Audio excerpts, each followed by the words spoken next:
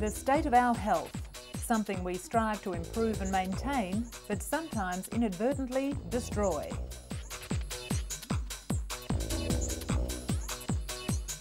Universally, it's vitally important. The Germans have a universal word for it. Gesundheit.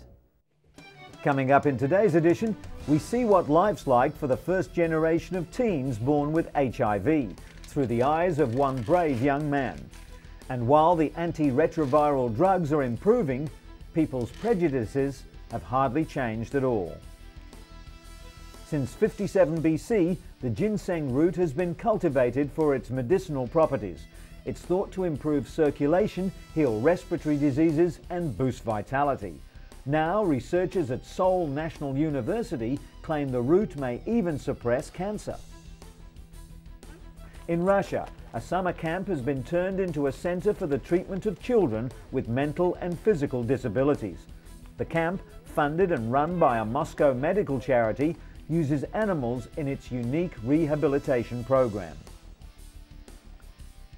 And seeing the plaque that envelops the mind of Alzheimer's sufferers, a major breakthrough in diagnosing this ravaging illness. Patients are injected with a new chemical that seeks out the abnormal deposits in the brain.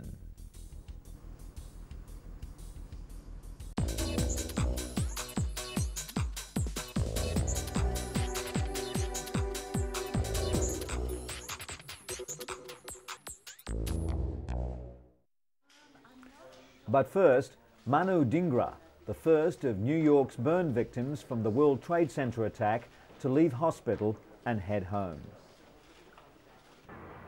With adrenaline spurring him on, Manu managed to walk down 83 flights. He couldn't walk again for several weeks. His long road to recovery began at Cornell Hospital, where he was treated for second and third degree burns to 35% of his body. The first thing doctors had to do was resuscitate him from shock. Next, he was given 40 litres of fluid, and only then could they treat his pain. Manu's face had swollen to twice its normal size. But despite the many agonising months he's had to endure, the horrific burns have not beaten his spirit. Bill Smith suffered for years with a chronic leg ulcer due to a faulty vein. Like millions of other sufferers, he underwent painful cleanings and couldn't even do simple things with his family. Dermatologist Vincent Falanga uses a skin substitute called Apligraf to patch things up for patients like Bill. Made by Novartis, Apligraf is grown in a lab from discarded, sterilised foreskins. It's multi-layered and allows proper blood flow to grow in surrounding tissue. Incubated over 4 days, cells are fed nutrients until they multiply and all the skin layers are formed. It's then sent by overnight courier to doctors, packed in a nutrient-rich liquid. Doctors apply Apligraf directly to a wound and wrap the area with a compression bandage so that it will heal faster than conventional compression therapy alone. Apligraf is also being studied for use on other types of skin wounds, like those caused by diabetes, sickle cell anemia or burns. And speaking of skin, workers at Genomics Collaborative Incorporated in Cambridge, Massachusetts begin each day with a new delivery of blood and tissue samples. They never know how many they'll receive, but they must carefully process each sample immediately. Lab Director Janice Williamson knows firsthand how important biological specimens are to research. She once spent 2 years tracking down tissue samples for a single research project.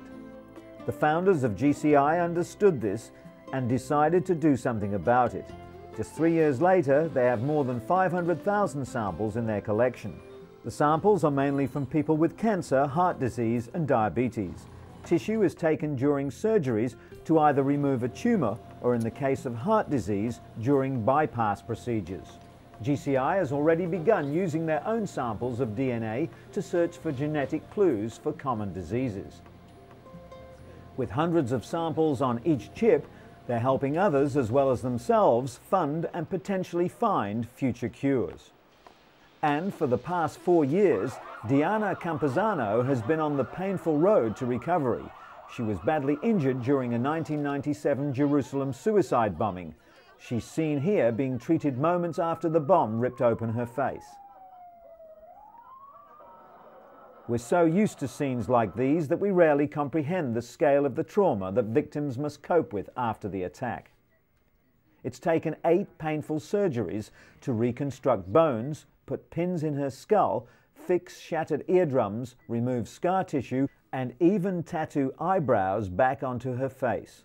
Today, surgeons are trying to reduce scarring on Diana's forehead. There are some things that can't be fixed. The scarring from burns, her eyesight in one eye, and of course the emotional distress. The bombing has left Diana suffering post-traumatic stress disorder, crippling anxiety and flashbacks.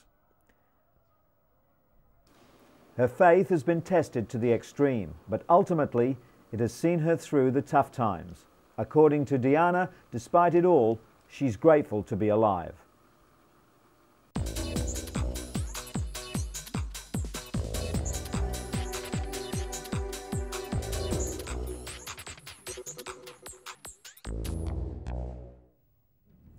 An important win for AIDS activists and paediatricians in South Africa.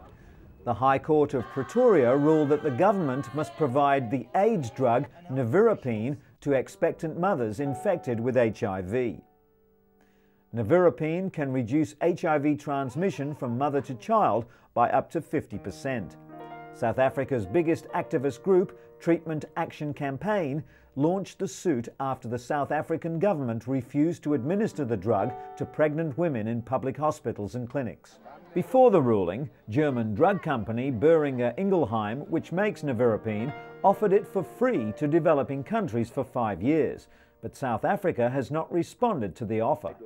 The decision requires President Mbeki's government to formulate a plan for dispensing the drug, but the government argues that even if given nevirapine, women will still transmit HIV to their children through breast milk.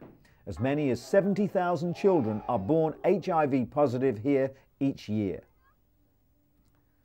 As HIV continues to spread across the globe, the cost of treating the deadly virus is becoming more prohibitive.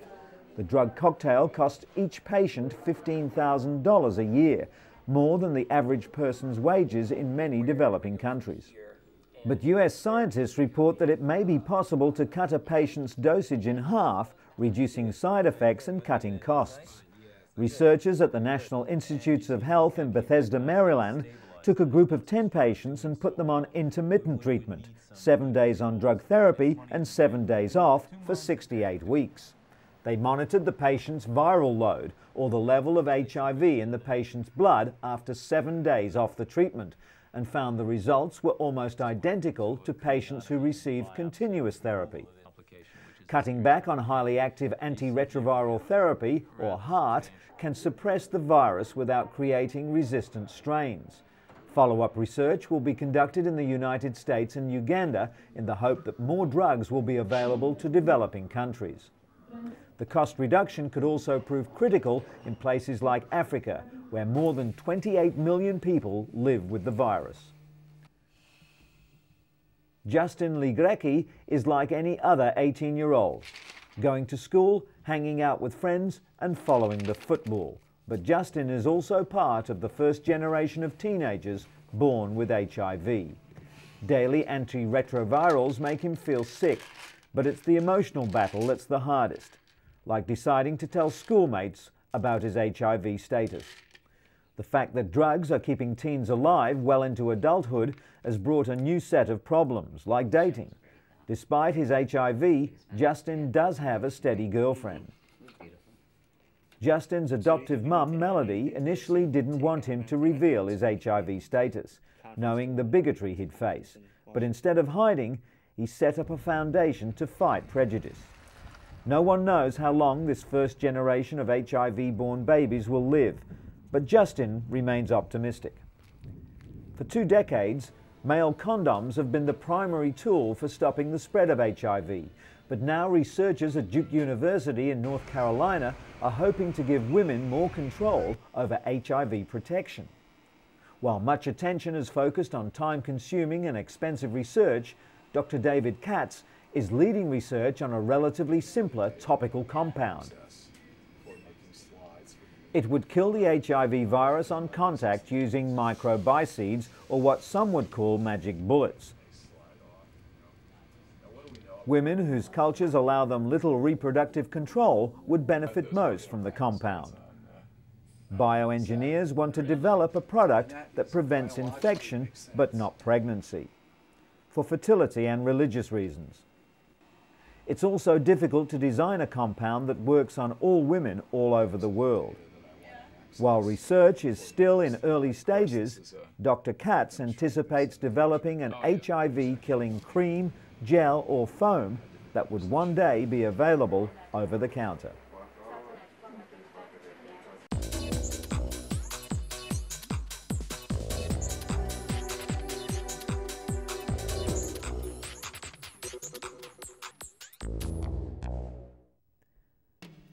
The ancient medicinal ginseng root is big business in Korea. Like cherished artwork, the older it gets, the more it costs. A 124-year-old root was recently auctioned off for a staggering $81,000 US. The reason? Ginseng is thought to improve circulation, heal respiratory diseases, stave off colds, and boost vitality. Since 57 BC, the root has been cultivated for its medicinal properties. The Korea Ginseng Corporation produces 600 tons of red ginseng each year, 40% of which is exported. Ginseng derives its pharmacological property from a soap-like substance known as ginsenoside. Now, researchers at Seoul National University claim the root could even suppress cancer.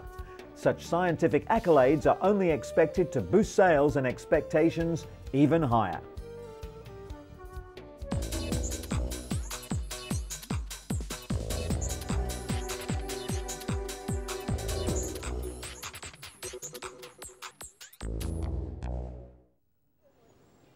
The Balabanovo summer camp, 100 kilometers west from Moscow, looks like thousands of other similar recreational sites where Russians with modest family incomes choose to send their children for summer holidays. But in a certain way, Balabanovo camp is unique. The children who come to spend summer here are afflicted with various physical and mental disabilities such as cerebral palsy, autism, birth defects, and mental disabilities. The camp is the summer base for a rehabilitation program called The Sunny World, developed by a group of Russian therapists and psychologists. The program involves a set of activities aimed at restoring children's physical and mental abilities, with therapeutic horse riding being the major element. Therapeutic riding is the combination of physical therapy and equestrian techniques designed to build strength, coordination, and most importantly, self-esteem. The disabled children come to the camp with their families. Creating a familiar, friendly environment is one of the major elements of the program. The disabled kids interact with other children, with parents and instructors. They feel safe and happy and are willing to develop new skills and abilities. Katya, one of the children at the camp, developed cerebral palsy after a near-drowning accident when she was just over a year old. Soon, it became clear that she wouldn't be able to walk or talk, and her condition worsened. Her parents tried various medical options and treatments, but none had any effect. But now, at the age of 14, just 2 years after joining the program, Katya's progress is evident. She can walk with some help. She tries talking and even started to learn a foreign language. Anton, her teacher, has been wheelchair-bound all his life. Until joining the Sunny World program, he saw no light at the end of the tunnel and was suffering from severe bouts of depression. Now he's about to become a professional English teacher. Horse riding and animal therapy are not new. Similar methods have been applied in countries with well-established facilities for the disabled. But in Russia, centers like the Sunny World may be the only hope for people with disabilities. About 200 children are currently attending the rehabilitation program. Despite the fact that summer camp forms an essential part of the program, only half of the children will make it to Balabanovo this year. Being a non-profit organisation, the centre can't afford to take all the children.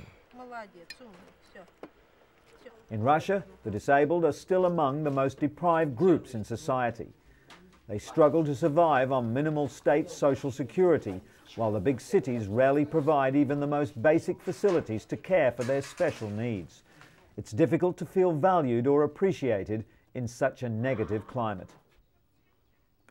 Worst of all, parents live in fear that once they get too old or sick, their children will simply be institutionalized. That's why the program promotes maximum development, so these children can someday live independent lives.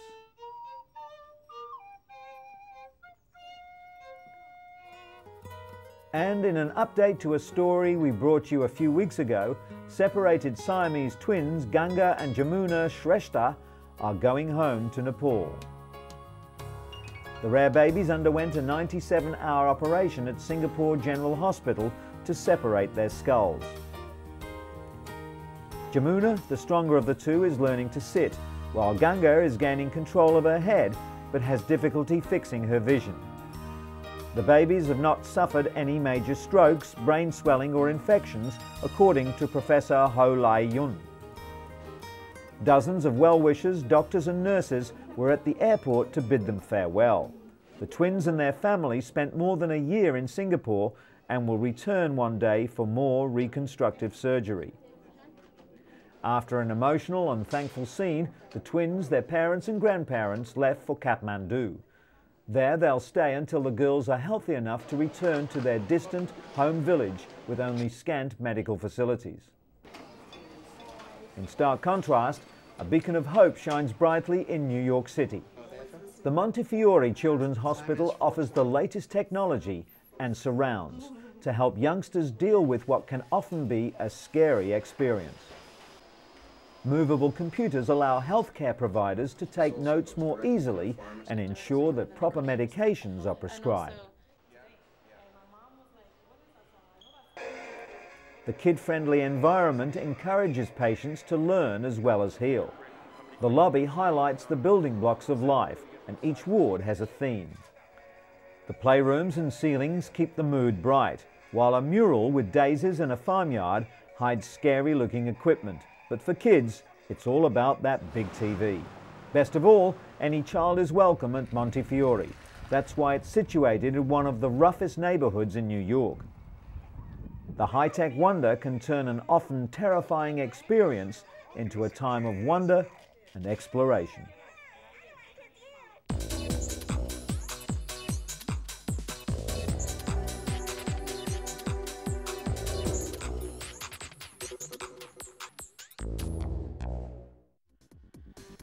Robert Schmidt is one of an estimated 500,000 Americans suffering from the neurodegenerative disorder Parkinson's disease.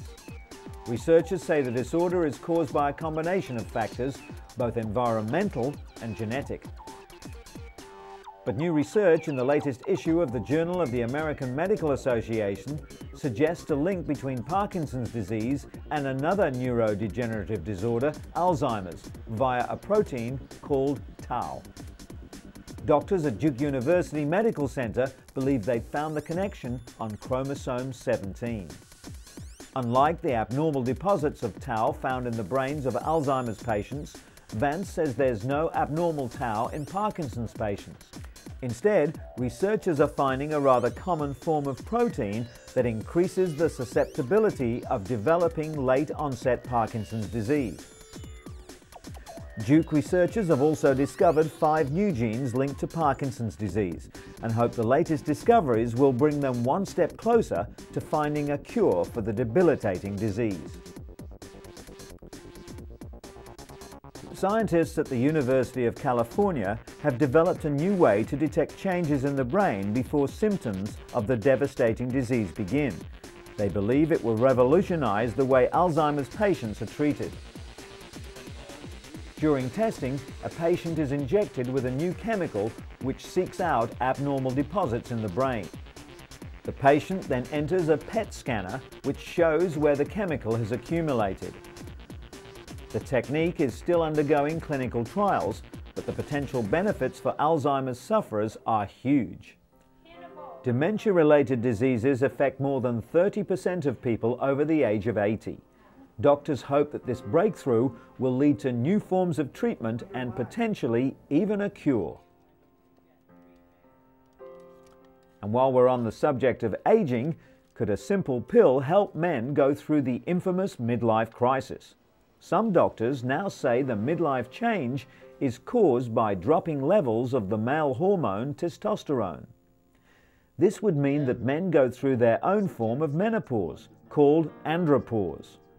Some doctors offer patients testosterone replacement therapy to fight the symptoms of andropause, such as mood swings and osteoporosis. However, other doctors, like psychiatrist Dr. Thomas Wise, say that andropause is not a biological stage of life like menopause, but rather a psychological phase. Testosterone levels drop in men starting as early as age 30, and by age 70 can be half the level found in young men. The testosterone drop is blamed for what was once thought of as normal aging: muscle weakness, sexual dysfunction, weight gain, fatigue, and even high cholesterol. Dr. Wise says that aging is a fact of life, one that may not be alleviated with a simple drug treatment. Rather, he prescribes regular checkups, a healthy diet, and exercise. They say it's never too late to learn a new trick. And Robert Van Cleve is living proof. At 77, he's become a bona fide surfer. Web surfer, that is. Research has shown that isolation and consequently depression are high factors in elderly mortality rates. Many nursing homes are broadening their patients' horizons by getting them online to research healthcare or chat with other internet junkies. Special keyboards are easy to read and easy to use, building confidence and alleviating fears. Robert researched angiograms before he underwent one. He also surfs the net to learn more about his medications. Doctors caution that not all of the 17,000 health websites are credible. There's little regulation on the industry, and some information may be downright dangerous. Everyone, no matter what age, should view online health information with a discerning eye and always check with their doctor. Today's seniors have seen a lot of change in their lifetimes, from radio to the internet.